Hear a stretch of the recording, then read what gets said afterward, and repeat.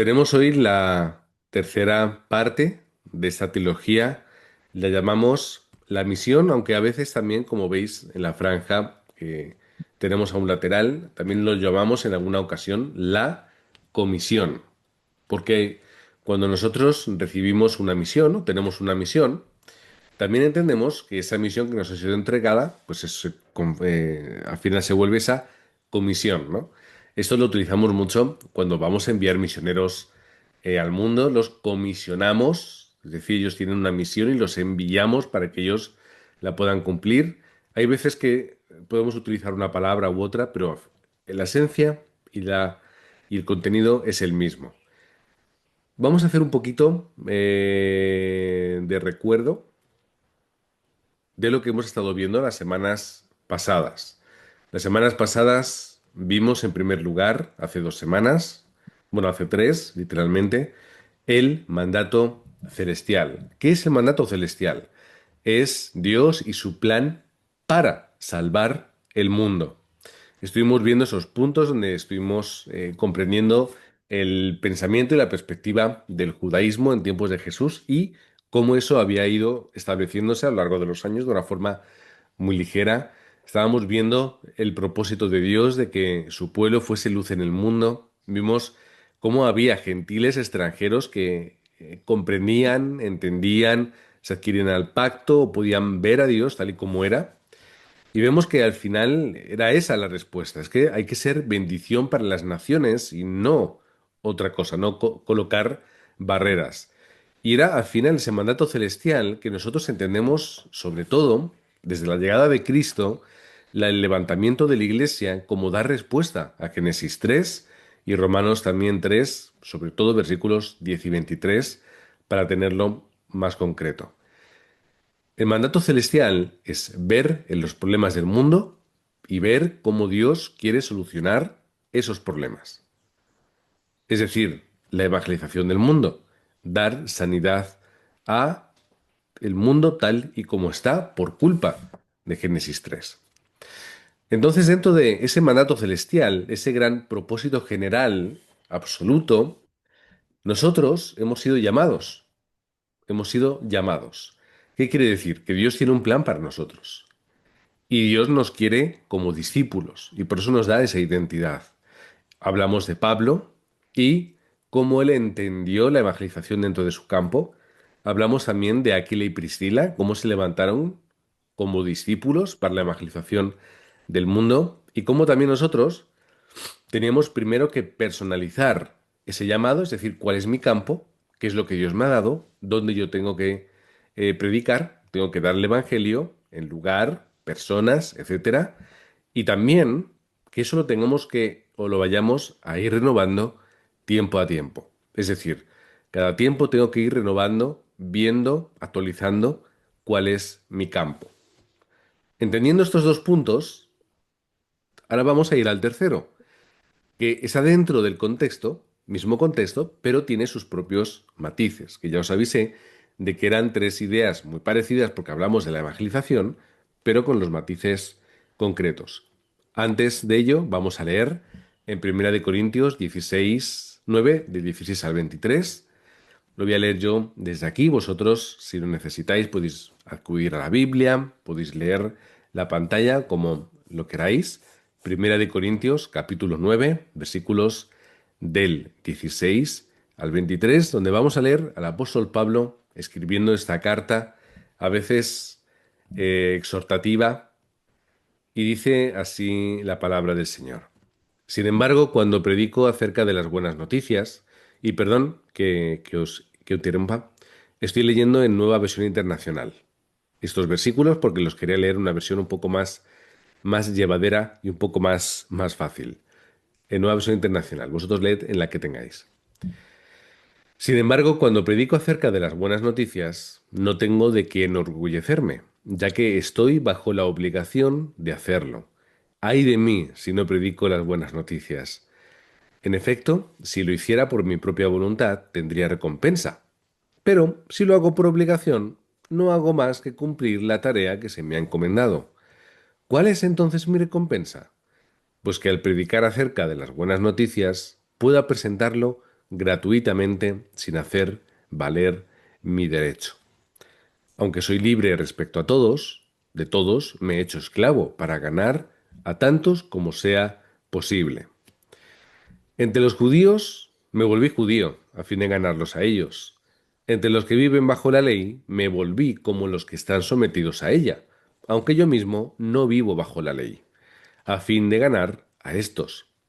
Entre los que no tienen la ley me volví como los que están sin ley, aunque no estoy libre de la ley de Dios, sino comprometido con la ley de Cristo, a fin de ganar a los que están sin ley. Entre los débiles me hice débil, a fin de ganar a los débiles. Me hice todo para todos, a fin de salvar a algunos por todos los medios posibles. Todo esto lo hago por causa del Evangelio, para participar de sus frutos. De una forma muy superficial, porque aquí hay mucho contenido, muchos detalles que podemos hablar y discutir, pero lo que sí cabe remarcar de una forma superficial y sobre todo en este contexto es primero que Pablo, en los primeros versículos, sabe, entiende, comprende que su vida es la evangelización del mundo. Hay que hacer la evangelización. Él vive para la evangelización. Tiene que hacerla. Es la misión de su vida. Él ha sido primero llamado para hacer aquello que es ese gran mandato celestial. Y como mandato y llamado, tiene que hacerlo. De ahí esa gran frase entre exclamaciones. Ay de mí si no predico las buenas noticias. Hay que hacerlo. Y es lo que él entendía. Si lo quiero hacer porque lo hago y bien, y si no me apetece por el motivo que sea, lo tendré que hacer. ¿Por qué? Es la tarea que se me ha encomendado. Final del versículo 17. Y luego en el versículo, a partir del 19 en adelante, ¿de qué está hablando? Primero de algo que para ellos, sobre todo para el contexto judío, que es el contexto de la iglesia primitiva, era algo extrañísimo. Porque Pablo se hace, entendemos cuando decimos que se hace, de todos para ganarlos a todos. No está diciendo que se convierta en judío y luego viva como no, y Mi luego perro viva paga de como los griego, frenos. etcétera, etcétera. Lo que está Ajá. diciendo el apóstol Pablo es que él entiende y comprende tanto el pensamiento y el corazón de uno, el pensamiento y el corazón de otro, y que él sabe ir, acudir a ellos, hablarles y darles el evangelio en su propio contexto. Es decir, no tiene problemas, no tiene un campo, los tiene todos. No tiene una estrategia, las tiene todas. ¿A quién tiene que salvar? No solamente a unos pocos, tiene que salvar a todos. Esa es la misión de su vida. Y Pablo se convierte en un especialista, como lo vemos. Judíos, los que están en la ley, los que no están en la ley, de cualquier forma, a cualquier persona, con ellos o hacia ellos estoy. ¿Por qué es importante? Porque es la misión que Dios le ha dado y es la misión que él tiene que cumplir y la hará de cualquier forma. Entiende su llamado y eso es lo que hace. Es la misión de su vida. En primer lugar, en este tercer mensaje, donde estamos hablando de la misión, es mi evangelismo como forma de vida. Cuando nosotros decimos mi evangelismo, no es que yo evangelice sobre mí o sobre mi vida. No, no, es el evangelismo que yo tengo que hacer. Es el que a mí me toca. Es el que Dios me ha mandado a hacer. ¿Por qué? Porque es mi campo. Es decir, puede ser que ocurra, pero lo normal es que si Dios me pone en un lugar de trabajo, yo no tengo que esperar que en mi trabajo venga una tercera persona a evangelizar ese lugar. Es decir, es mi campo, es mi evangelismo, es mi estilo de vida, es la misión que Dios me ha dado, es el sistema que yo tengo para poder evangelizar. ¿Cómo lo tengo que hacer? Pues necesito un método para poder hacer este evangelismo. Y ese método es el que yo tengo que llevar a práctica en mi vida. Yo tengo que evangelizar y tengo que ser ese discípulo. Primero, nos encontramos en 2 de Corintios 5:20, poquito antes, en el mismo libro en el que, no, perdón, no es el mismo libro, hemos leído primero en Primera de Corintios y ahora estamos en Segunda. El apóstol Pablo habla a los corintios y les dice en esos versículos que en Cristo somos nuevas criaturas. Vaya, que sí Pablo lo sabía. Pablo lo experimentó de una forma absoluta, porque él, de ser perseguido, se convirtió en un predicador y en un misionero. Él sabe lo que es convertirse, en cambiar completamente, incluso de una forma radical, su vida. Por lo que entiende esa nueva criatura.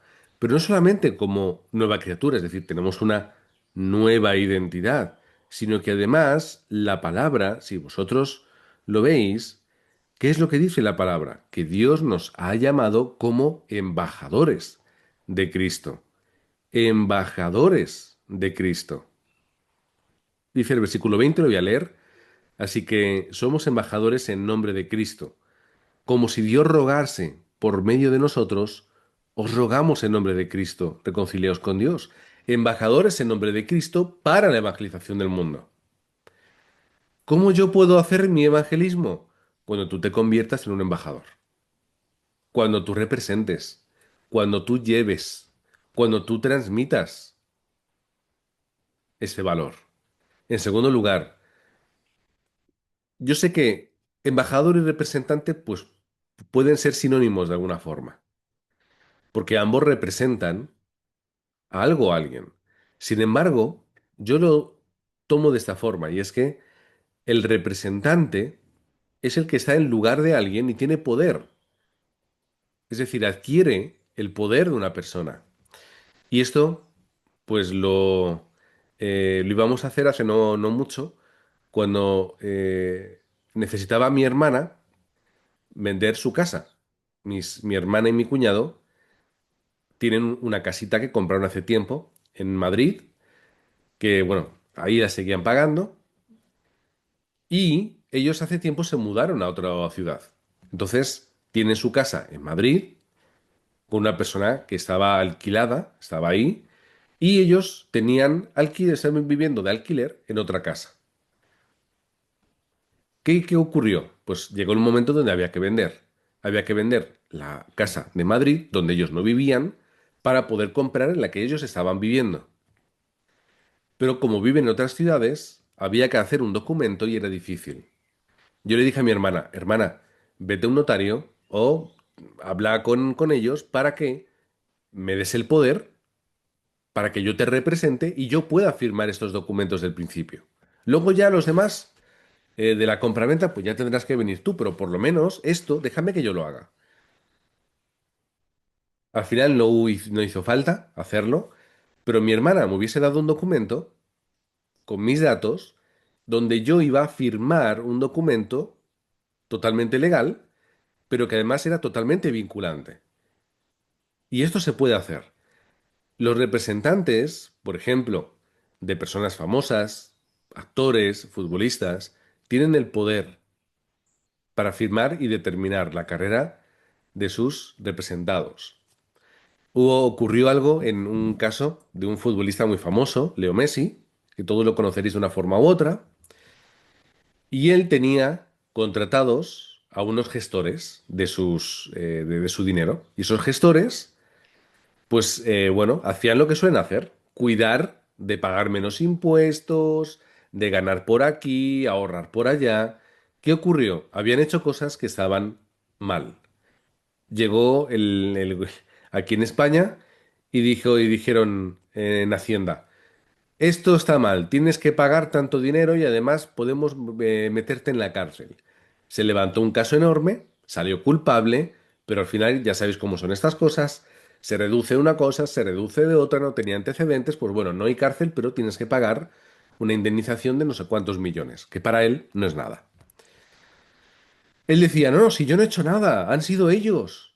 Yo les dije que lo hicieran todo bien, pero yo no he hecho nada. Ya, pero es que yo estaba firmando con tu nombre, ellos tenían el poder y la potestad, por lo tanto el culpable eres tú. Yo no soy Cristo, yo no soy Dios, pero yo tengo la autoridad que Él me ha dado. Yo tengo la autoridad. Vas, Pedro dijo, No tengo plata ni oro, pero lo que tengo te doy, en el nombre de Jesucristo de Nazaret, levántate y anda. No lo dijo Cristo, lo dijo Pedro, y el cojo se levantó. ¿Por qué? Porque Dios nos da la autoridad. Tenemos autoridad. Dios nos envió como Cristo les envió a los discípulos, ovejas en medio de lobos, pero con todo el poder espiritual. Así que yo no solamente tengo la identidad de representar, perdón, de ser ese embajador en nombre de, sino que yo tengo la identidad y el poder para obrar en el campo. ¿Cómo voy a yo hacer la evangelización o mi evangelismo? Con la identidad y la autoridad que Dios me ha dado, en el nombre de Cristo. Pero claro, esto puede quedar un poco en el aire, por lo que tenemos que recordar que el evangelismo se hace predicando, predicando, testificando con nuestra boca, pero nosotros predicamos a Cristo crucificado, para los judíos ciertamente tropecedero y para los gentiles locura. ¿Qué hacemos? Predicamos con la boca, porque eso lo prediqué hace no mucho tiempo en la iglesia, que hay una tendencia a veces en los cristianos de decir, y esto es una frase que surgió no sé dónde, tenemos que predicar el evangelio, aún incluso con palabras, ¿no? Como diciendo, nuestra predicación son nuestros actos y nuestra vida. Y yo entendía lo que quería decir. Yo lo entendía. Digo, es verdad. Nosotros tenemos que representar, ¿no? Y por eso nuestra imagen, nuestra vida, nuestro hablar, nuestras acciones tienen que estar delineadas con Dios. Pero la predicación del Evangelio tiene que ser a través del mensaje. Es decir, la gente no va a verme a mí y va a entender lo que es Génesis 3, va a entender lo que es la caída del ser humano, va a entender lo que es la opresión de Satanás, va a entender cuál es el estado del no creyente, va a entender la necesidad de Cristo, va a entender las tres funciones, profeta, sacerdote y rey. No, la gente lo va a entender porque yo se lo explique con palabras. ¿Cuál es mi método? A hablar, predicar, transmitir, de una forma u otra, en 5 o en 10 minutos, o en 20, en un lugar o en otro lugar, partiendo desde el problema de esta persona, partiendo de su curiosidad, partiendo directamente porque yo siento y creo que es el momento de decirle, dame 5 minutos porque tengo que transmitirte este tesoro. Pero todo ello a través de la predicación verbal de la palabra. Pero además, ¿mi método cuál es? Ser ese alimentador. Quizá habría otro término mejor en este caso, pero es aquel que alimenta, aquel que ofrece alimento, aquel que da esa comida. Yo os di a beber leche, dice el apóstol Pablo también en 1 Corintios 3, versículo 2, y no vianda, es decir, alimento sólido, porque aún no erais capaces, ni sois capaces ahora. El apóstol Pablo, ¿qué está diciendo? Discípulos, hermanos de la iglesia que yo levanté, os tengo que seguir dando lo que es el alimento básico, el fundamento, porque aún no tenéis fuerza, ni habéis crecido, ni madurado para poder levantaros como discípulos y como evangelistas. Pero ¿qué es lo importante aquí? El alimento. Pablo alimenta de una forma o de otra, con la leche espiritual, con ese alimento básico, o con vianda, con alimento sólido. Me da igual, pero alimento tiene que ser. Y esa es mi labor, esa es mi labor. Ayudar no solamente a los discípulos dándoles el mensaje, haciendo la oración de aceptación y ala, adiós, buena suerte. No, alimento constante. Semana a semana, guardamos un día, guardamos una hora y de forma recta, en la medida de lo posible, se les da el mensaje. Cuando digo recta me refiero que a veces surgen cosas, debilidades, apetencias, ahora sí, ahora no. Vamos a tener continuidad. Es decir, un discipulado. O llamadlo como queráis, me da igual los términos. Lo importante es el principio. ¿Cuál es el principio? Tengo que alimentar al discípulo. Tengo que darles ese alimento espiritual para que vaya creciendo, vaya madurando y pueda levantarse como ese obrero en el campo. Y finalmente, mi método tiene que ser el de ser un modelo. Sí, un modelo. Primera de Corintios, perdón, primero, de Timoteo, que me lío, capítulo 4, versículo 12. Ninguno tenga en poco tu juventud, sino sé ejemplo de los creyentes en palabra, conducta, amor, espíritu, fe y pureza. Sé ejemplo. Da igual si eres joven, no importa que la gente no te tome en serio, no importa. Lo que importa que es que tú puedas mostrar la gracia que tú tienes y que la gente pueda ver en ti y sobre todo los nuevos creyentes puedan comprender, puedan tener un modelo no de perfección, sino de alguien que tiene gracia. ¿De alguien de qué? Una persona de conducta, amor, espíritu, fe y pureza. ¿Cuál es mi método? Ayudar a los discípulos a que ellos puedan ver lo que es una vida dentro del Evangelio. Una vida con problemas, pero con gran respuestas. Una vida con dificultades, pero con gracia. Una vida con complicaciones, pero con Emanuel. Esto es lo que los discípulos necesitan.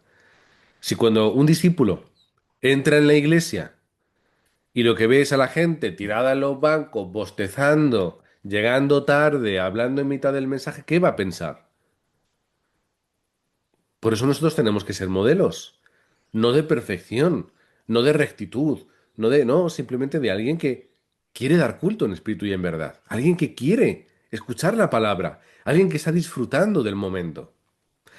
Y al igual que esto lo hablamos con los nuevos creyentes, lo hablo con los remanentes y con los niños.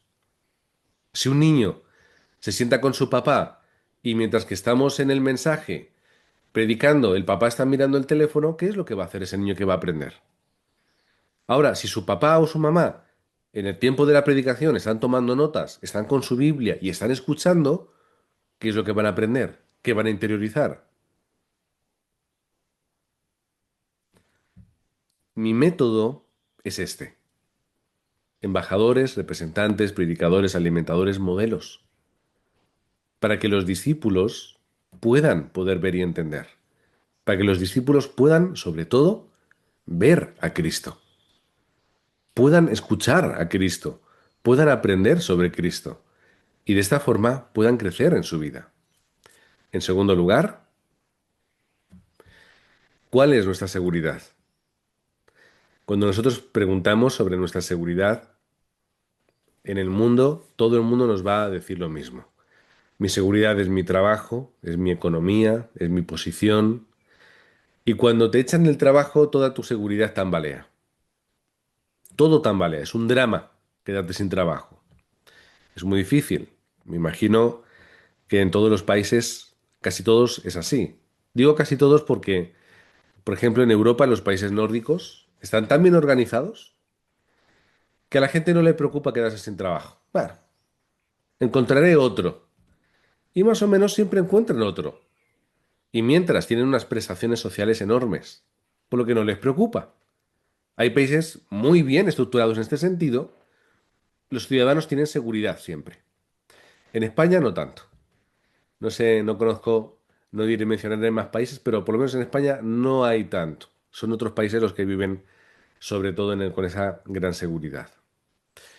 Pero ¿cuál es mi seguridad como evangelista? Mi inteligencia, mi formación, mi capacidad, mi oratoria, mi buen ver, que huela bien, ¿cuál es mi seguridad para ir al campo? Para tener éxito en el campo. Por aquí lo vemos, en primer lugar, Mateo 24:14, y será predicado este evangelio del reino en todo el mundo. Será predicado. Ya está. Esa es mi seguridad, que es algo que Dios ya ha predestinado, es algo que Dios ya tiene preparado. El evangelio va a ser predicado con o sin mí. Ahora, yo tengo que tomar la decisión. Yo quiero que sea conmigo. Dios cuenta conmigo, yo estoy ahí, porque esto va a ser. Además, cuando yo tomo esa determinación, ¿qué sucede? Dios me llama y me pone un nombre. Hechos 1:8. Tú vas a ser mi testigo. Tú vas a testificar lo que has visto, lo que has oído, lo que has experimentado, lo vas a transmitir. Y es lo mismo que nos llama a hacer nosotros. qué es lo que hemos escuchado, lo que hemos entendido, comprendido y sobre todo visto y experimentado en nuestra vida. Y como me gusta recordar muchas veces, en griego la palabra testigo tiene y es la misma que la palabra que luego será mártir. La misma. En griego, martireo. Mártir. ¿Por qué? Porque aquellos que morían por su fe morían manteniendo su testimonio y siendo testigos de Cristo. Y aquellos que daban testimonio y no se arrodillaban a la imagen del César y decían, Caesar Quirios, César el Señor, ¿qué decían? Cristo es el Señor. Y morían. Y cuando se les decía, ¿tú vas a dar fe a Cristo o vas a renunciar a Él? Ellos que decían, yo doy testimonio de Cristo. Y morían. Y muchos de los primeros cristianos, primeros, morían aun siendo testigos oculares de un Cristo resucitado. Como dice Pablo, más de 500 personas dieron testimonio de ello. ¿Cuál es mi seguridad? La bendición de Manuel. Yo estoy con vosotros, yo estaré con vosotros todos los días hasta el fin. ¿Dios está conmigo? Entonces, ¿quién puede o quién estará contra mí? En cuarto lugar, todo es bendición. Romanos 8:28. Todo es bendición. Dice la palabra, y sabemos que a los que aman a Dios, todas las cosas les ayudan a bien. Esto es, a los que conformen su propósito, son llamados. Lo podríamos incluso cambiar las palabras para hacerlo más acorde con nuestros mensajes. Nos permitimos la licencia un poco, donde dice la palabra, y sabemos que a los que aman a Dios, todas cosas les ayudan a bien. Esto es, a los que conforme su mandato celestial han recibido el llamado. Por lo tanto, entendiendo el plan de Dios y habiendo comprendido que Dios nos ha llamado, nos adentramos en esta misión, en nuestra vida, con esa seguridad. Todo nos ayuda a bien. El Espíritu Santo también está con nosotros. Eso es un punto que me habría que poner ahí también, por supuesto. El Espíritu Santo con nosotros nos da fuerza, nos da seguridad. Es ese consolador, como dice Juan 14:26, enviado por el Padre en nombre de Cristo para que nos enseñe todas las cosas y nos recuerde. Es aquel que nos da el poder. Y siguiendo con el versículo de Hechos 1:8, hemos leído la segunda parte, seremos testigos, sí. ¿Pero por qué? ¿Cuándo? Cuando llegue a nosotros el poder del Espíritu Santo. Y finalmente, en ese quinto punto o sexto, no habiéndonos dejado fuera en la escritura del PowerPoint, al Espíritu Santo es la paz y la victoria. Juan 16:33, estas cosas os he hablado para que en mí tengáis paz. En el mundo tendréis aflicción, pero confiad, yo he vencido al mundo. Esta es la gracia, paz y victoria en medio de la guerra. No me imagino a nadie en una lucha, en una guerra, una batalla, que tenga paz y tenga seguridad en la victoria. Solamente el loco es capaz de vivir así. Y nosotros no estamos locos. Estamos bien cuerdos porque tenemos la verdad del Evangelio. Y la verdad del Evangelio es la que nos muestra que en medio de la lucha y de la guerra podemos tener paz en Cristo y finalmente tendremos esa última victoria. 3. Nuestra meta. ¿Cuál es la meta de nuestra vida? ¿Cuál es esa meta? Vamos a leer unos versículos según de Timoteo 4, del 1 al 5.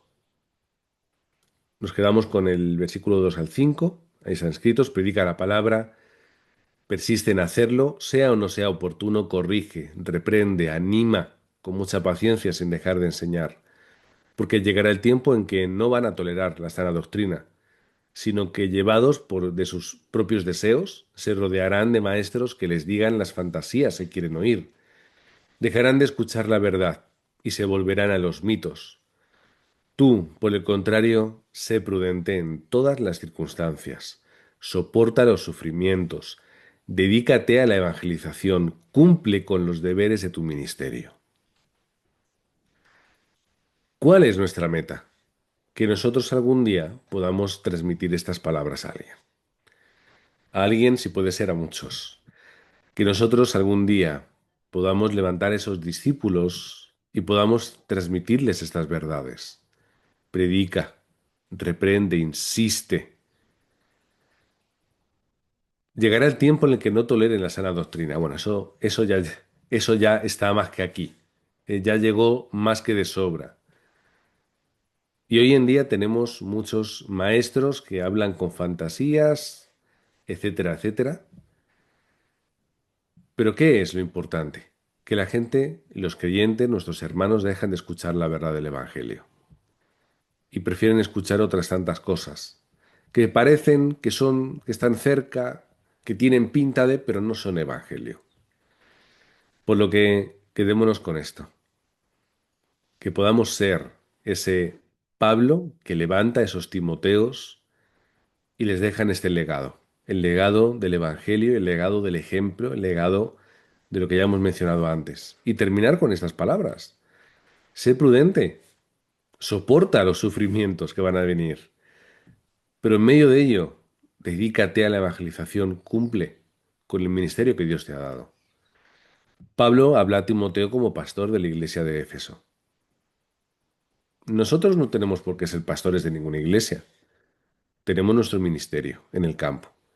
Tenemos un ministerio en particular en la iglesia, hacemos una cosa u otra, pero la evangelización es para todos. Es para todos igual. Pastor que creyente, pequeño o grande, eh, de muchos años o de pocos años. Me da igual. Dedícate a la evangelización y luego cumple con los deberes de tu ministerio, sea cual sea, en el campo. ¿Cuál es nuestra meta? Romanos 8 del 35 al 39. ¿Quién nos separará del amor de Cristo? Tribulación, angustia, persecución, hambre, desnudez, peligro, espada. Como está escrito, por causa de ti somos muertos todo el tiempo como ovejas al matadero. Versículo 37. Antes en todas estas cosas somos más que vencedores por medio de aquel que nos llamó. Por lo cual, estoy seguro de que ni la muerte, ni la vida, ni ángeles, ni principados, ni potestades, ni lo presente ni lo porvenir, ni lo alto ni lo profundo, ni ninguna otra cosa creada nos podrá separar del amor de Dios que es en Cristo Jesús. Esta es nuestra meta, que nosotros en medio de todo esto podamos seguir transmitiendo y creyendo primero las mismas palabras, que somos más que vencedores por medio de aquel que nos amó y murió por nosotros, y dio su vida para que nosotros pudiésemos tenerla ahora, para que la gracia de Cristo pudiese inundar nuestros corazones y poder hacernos justos, aunque nosotros somos no merecedores. ¿Quién nos separará del amor de Cristo? Nada ni nadie. Y en tercer lugar, 1 Corintios 3 del 1 al 4. Yo, hermanos, no pude dirigirme a ustedes como a espirituales, sino como a inmaduros, apenas niños en Cristo. Les di leche porque no podían asimilar el alimento sólido, ni pueden todavía, pues aún son inmaduros. Mientras haya entre ustedes celos y contiendas, no serán inmaduros. ¿Acaso no se están comportando según criterios meramente humanos? Cuando uno afirma, yo sigo a Pablo, y otro, yo sigo a Apolos, no es porque están actuando con criterios humanos. Todos sabemos un poquito el problema y los motivos por los que Pablo escribe estas líneas. Pero quedémonos con la parte de antes que ya, de hecho, le hemos mencionado. A veces somos inmaduros espiritualmente, hermanos. A veces somos inmaduros, somos como niños en Cristo. Nos enfocamos en lo que es humano, nos enfocamos en lo que es secundario, nos enfocamos en lo que no es importante, relevante, incluso diría que imprescindible. Nos enfocamos, dedicamos tiempo e insistimos en aquello que no merece la pena. Somos como niños en Cristo. No hay problema. Solamente que necesitamos insistir, crecer y madurar en el mensaje del Evangelio. Que podamos tomar, como dice el versículo 2, esa leche espiritual que es el alimento básico y podamos luego asimilar ese alimento sólido que nos hace crecer con fuerza. Ahora mi mujer, como ya saben, pues desde que nació a nuestro hijo Ian, le ha estado dando el pecho, leche materna, que es el mejor alimento que puede recibir sin ningún tipo de duda. Pero ¿qué ocurre? Por lo menos en España, a partir ya de los 6 meses, se le empieza a dar otros alimentos. Entonces empezamos a darle alimentos sólidos. ¿Qué ocurre? Pues que el alimento sólido no están acostumbrados a él. Ahora mi hijo está en ese periodo de transición donde tiene que empezar a aprender a comer. Nosotros intentamos modernizarnos y ir un poco en vanguardia de lo que dicen los especialistas y los médicos, por lo que, aparte del pecho de su madre, le estamos dando alimento sólido. Empezamos patata, una patata bien cocida, que él pueda agarrar, se la lleve a la boca, empiece a jugar, empiece a tomar, y empezamos a seguir esos pasos. También empezamos con frutas, le hacemos su puré de frutas, 100% frutas y nada más, y también se lo vamos dando, y bueno, no come, la comida se la restrega por la cara, la tira al suelo, se mete un poco en la boca, está en el periodo de aprendizaje, incómodo para los padres, pero necesario para ellos. Y cuando le damos a dar una cucharadita de esa papilla de frutas, a veces también le damos leche con avena y hacemos papilla, pues no aprende bien lo que es abrir la boca, meter ese alimento, tragarlo. ¿Qué hace? Cierra la boca antes de tiempo, escupe un poco. Os podéis imaginar. Tengo ahí fotos y vídeos de los desastres que hace. Porque además me toca a mí, sobre todo, hacerlo. Porque como mi esposa ya ha empezado a trabajar, desde las 9:15 hasta casi las 6 de la tarde, yo estoy solo con él. Entonces le doy sus cosas y yo estoy dentro de esta guerra de suciedad y de pringarse y de todo, que es tan divertido para algunos, pero tan difícil a veces en otros sentidos. Pero como ahora estamos en verano, está bien porque le bañas y se va todo. No sabe comer. ¿Pero qué tengo que hacer? Insistir, insistir, insistir. Un día, otro día, otro día. Y ya sabe abrir un poco la boca, ya empieza a comer un poco mejor y llegará el día en el que ocurrirá como con mis hijos. Ya comen solos. No tengo que partirles las cositas, no tengo que metérselo en la boca, no tengo. Ellos ya lo hacen solos. Y desde el momento en el que ellos aprenden a comer solos, comen solos. Pero hasta ese momento seré un niño espiritual, seré un niño en Cristo, seré una persona inmadura. Y necesitaré, yo el primero, que madurar y crecer dentro de ese mensaje. Y tendré, yo, primero, antes que todos ustedes, que madurar y crecer dentro del mensaje del Evangelio. ¿Y sabes cómo crecemos? Cuando metemos la pata, cuando llegan problemas, cuando tengo que acarrear con las consecuencias de mis actos, cuando llegan circunstancias me olvido y tengo que recordar la bendición de Manuel. ¿Cuándo qué? Cuando me mancho entero como mi hijo, cuando me pringo y ya llega el día en el que puedo tomar alimento sólido. Este es Pablo, hablando de sus discípulos. Eso somos nosotros escuchando las mismas palabras para nosotros. Tienes razón, Pablo. A veces tenemos que volver a la leche espiritual porque no nos da para alimento sólido, pero persistimos. Y al igual que nosotros persistimos, persistid vosotros con vuestros discípulos. Persistid vosotros con ellos. Que no os pueda el cansancio. Que no perdan, o sea, no pierdan la paciencia. Continuad y persistid, porque esos discípulos se tendrán que levantar. Hay veces donde los propios creyentes se van, pero el que es discípulo permanece. Y el que es discípulo, aunque sea lento, crecerá. No perdáis la esperanza, continuad alimentándoles y dándoles el alimento que necesitan porque llegará el día en el que puedan comer solos. Vamos a terminar no solamente ese tercer mensaje, sino vamos a terminar esta serie de tres, esta trilogía, una carta a un tal Diócneto, siglo II, seguramente. Hay varias teorías, podéis buscarlas por internet. Carta a Diócneto, hay varias teorías. No se sabe muy bien de quién es y de dónde viene, pero sí que es una carta de sobre todo siglo II. Y cuando digo siglo II después de Cristo, estoy hablando de personas muy cercanas a los discípulos de Cristo, muy cercanas, de los primeros cristianos que hubo en el mundo. Hay quien dice que es una carta que escribió a un emperador romano, Adriano, un apologista famoso, y ese apologista era discípulo de discípulos de Cristo.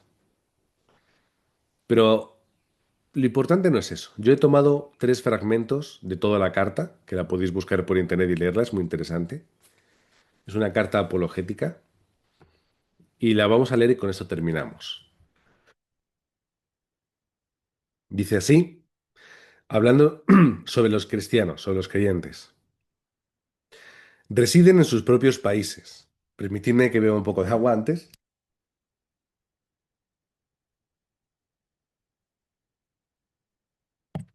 Ya está. Dice así la carta. Residen en sus propios países, pero solo como transeúntes. Comparten lo que se les corresponde en todas las cosas como ciudadanos y soportan todas las opresiones como los foráneos, o los forasteros, perdón. Todo país extranjero les es patria, y toda patria les es extraña. Se hallan en la carne y, con todo, no viven según la carne. Su existencia es en la tierra, pero su ciudadanía es en el cielo. Aman a todos los hombres y son perseguidos por todos. No se hace caso de ellos, y pese a todo, se les condena.